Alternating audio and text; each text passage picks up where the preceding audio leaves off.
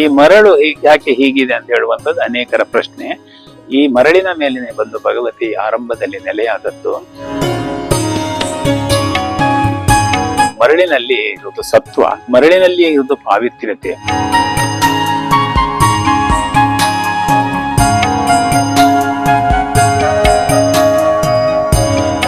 ಕರಾವಳಿ ಕರ್ನಾಟಕದ ಪವಿತ್ರ ತೀರ್ಥಕ್ಷೇತ್ರಗಳಲ್ಲಿ ಪ್ರಮುಖ ಸ್ಥಾನ ಪಡೆದಿರುವ ಸಸಿಹಿತ್ಲು ಶ್ರೀ ಭಗವತಿ ದೇವಸ್ಥಾನವು ಶಕ್ತಿಯ ಆರಾಧನೆಯ ಪ್ರಮುಖ ಕೇಂದ್ರವಾಗಿದೆ. ಕಡಲ ತೀರದ ಸುಂದರ ವಾತಾವರಣದಲ್ಲಿ ನೆಲೆಸಿರುವ ಈ ಕ್ಷೇತ್ರವು ಭಕ್ತರಲ್ಲಿ ಅಪಾರ ಭಕ್ತಿ ಮತ್ತು ನಂಬಿಕೆಗೆ ಕಾರಣವಾಗಿದೆ. ಸ್ಥಳೀಯ ಪೌರಾಣಿಕ ಕಥೆಗಳ ಪ್ರಕಾರ ದೇವಿ ಭಗವತಿ ದುಷ್ಟಶಕ್ತಿಗಳನ್ನು ಸಂಹರಿಸಿ ಈ ಪ್ರದೇಶವನ್ನ ರಕ್ಷಿಸಿದಾಳೆಂಬ ನಂಬಿಕೆ ಇದೆ. ತುಳುನಾಡಿನ ಶಕ್ತಿ ಆರಾಧನಾ ಪರಂಪರೆಯ ಭಾಗವಾಗಿ ಈ ದೇವಸ್ಥಾನವು ಶತಮಾನಗಳ ಇತಿಹಾಸ ಹೊಂದಿದೆ ಎಂದು ಹೇಳಲಾಗುತ್ತದೆ.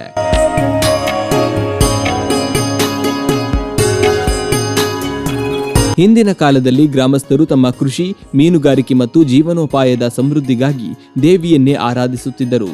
ಹೀಗಾಗಿ ದೇವಸ್ಥಾನವು ಕೇವಲ ಪೂಜಾ ಸ್ಥಳವಲ್ಲ, ಗ್ರಾಮೀಣ ಸಮಾಜದ ನಂಬಿಕೆ ಮತ್ತು ಸಂಸ್ಕೃತಿಯ ಸಂಕೇತವಾಗಿದೆ. ಈ ಕ್ಷೇತ್ರದ ಪ್ರಸಾದವು ಭಕ್ತರಲ್ಲಿ ವಿಶೇಷ ಮಹತ್ವವನ್ನು ಹೊಂದಿದೆ. ವಿಶೇಷವಾಗಿ ಮರಳು ಪ್ರಸಾದ ಎಂಬ ಸಂಪ್ರದಾಯ ಪ್ರಸಿದ್ಧವಾಗಿದೆ.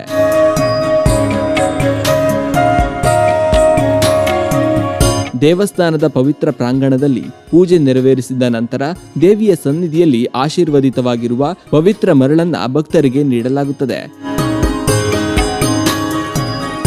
ಇದನ್ನ ಮನೆಗೆ ತೆಗೆದುಕೊಂಡು ಹೋಗಿ ಮನೆಯ ಶಾಂತಿಗಾಗಿ, ಆರೋಗ್ಯ ಸಮಸ್ಯೆಗಳ ನಿವಾರಣೆಗಾಗಿ, ಕಷ್ಟ ನಿವಾರಣೆಗಾಗಿ ಭಕ್ತಿ ಭಾವದಿಂದ ಸಂರಕ್ಷಿಸಲಾಗುತ್ತದೆ. ಸಸಿಹಿತ್ಲು ಶ್ರೀ ಭಗವತಿ ದೇವಸ್ಥಾನ ಅನೇಕ ಭಕ್ತ ಜನರ ಆಕರ್ಷಣೀಯವಾದಂತಹ ಒಂದು ಸ್ಥಾನ. ಅದರೊಂದಿಗೆ ಇದು ಒಂದು ಪ್ರವಾಸಿ ಕೇಂದ್ರವೂ ಆಗಿ ಇದೆ.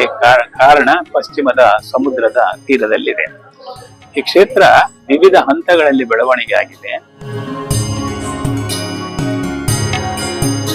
ಈ ಮರಳು ಯಾಕೆ ಹೀಗಿದೆ ಅಂತ ಹೇಳುವಂಥದ್ದು ಅನೇಕರ ಪ್ರಶ್ನೆ. ಈ ಮರಳಿನ ಮೇಲಿನ ಬಂದು ಭಗವತಿ ಆರಂಭದಲ್ಲಿ ನೆಲೆಯಾದದ್ದು. ಆದ್ದರಿಂದ ಮರಳಿನಲ್ಲಿ ಇರುವುದು ಸತ್ವ, ಮರಳಿನಲ್ಲಿ ಇರುವುದು ಪಾವಿತ್ರ್ಯತೆ. ಅದರಿಂದ ಅನಾದಿ ಕಾಲದಲ್ಲಿ ಇಲ್ಲಿ ಪ್ರಸಾದ ಇಲ್ಲದ ಸಂದರ್ಭದಲ್ಲಿ ಮರಳನ್ನೇ ಹಣೆಗೆ ಹಚ್ಚಿಕೊಂಡು ಹೋಗುತ್ತಿದ್ದಂತಹ ಕಾಲದಲ್ಲಿ ಅದಕ್ಕೆ ಬಲ ಇತ್ತು. ಆದ್ದರಿಂದ ಈ ಮರಳಿನ ಮೇಲೆ ಕಾಲಿಟ್ಟಾಗ ನಮಗೆ ಒಂದು ರೀತಿಯ ಆಕರ್ಷಣೆ ಇಲ್ಲಿ ಉಂಟಾಗೋದು ಇದೆ. ಇದಕ್ಕಾಗಿ ಇದನ್ನು ಹೀಗೆ ನಾವು ಉಳಿಸಿಕೊಂಡದ್ದುಂಟು.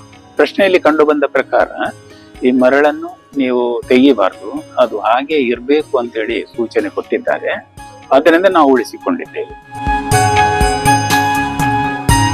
ಸಸಿಹಿತ್ಲು ಶ್ರೀ ಭಗವತಿ ದೇವಸ್ಥಾನವು ಕರಾವಳಿಯ ಶಕ್ತಿ ಆರಾಧನೆಯ ಪ್ರಮುಖ ಕೇಂದ್ರವಾಗಿದ್ದು ಭಕ್ತಿ, ಸಂಸ್ಕೃತಿ ಮತ್ತು ಪರಂಪರೆಯ ಜೀವಂತ ಸಾಕ್ಷಿಯಾಗಿದೆ. ಇಲ್ಲಿ ದೊರೆಯುವ ಪ್ರಸಾದವು ಭಕ್ತರಿಗೆ ಆಧ್ಯಾತ್ಮಿಕ ಅನುಭವದ ಭಾಗವಾಗಿದೆ.